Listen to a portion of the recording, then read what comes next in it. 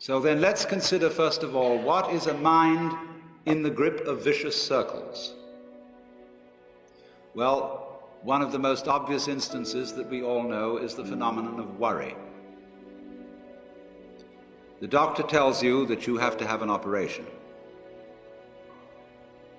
And that has been set up so that automatically everybody worries about it.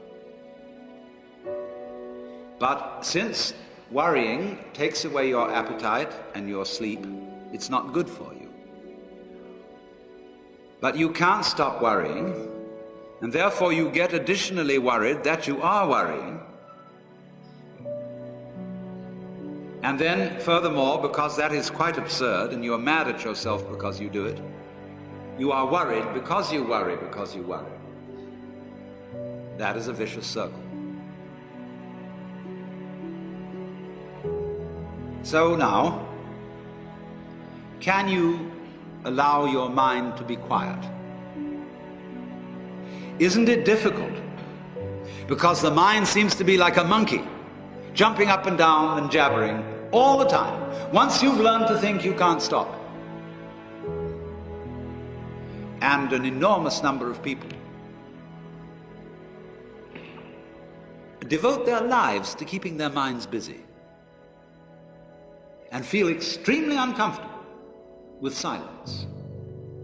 When you're alone, nobody's saying anything, there's nothing to do. There's this worry, this lack of distraction. I'm left alone with myself, and I want to get away from myself. I'm always wanting to get away from myself. That's why I go to the movies, that's why I read mystery stories, that's why I go after girls or anything that you do, or get drunk or whatever. I don't want to be with myself. I feel queer. So, well, why do you want to run away from yourself? What's so bad about it? Why do you want to forget this? Why do you want to become yourself? Because you are addicted to thoughts. This is a drug, a real dangerous one. Compulsive thinking, going on and on and on and on and on all the time. It's a habit.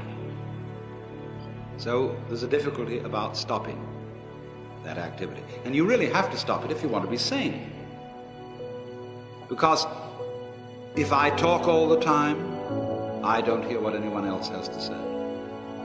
Then I'll end up in the situation of having nothing to talk about but my own talking.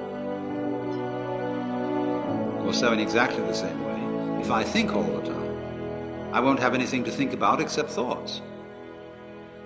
So in order to have something to think about, there are times when you simply must stop thinking. Well, how do you do that? The first rule is don't try to. Because if you do, you will be like someone trying to make rough water smooth with a flat iron. And all that will do will stir it up. So in the same way as a muddy, turbulent pool quiets itself when left alone, you have to know how to leave your mind alone. It will quiet itself.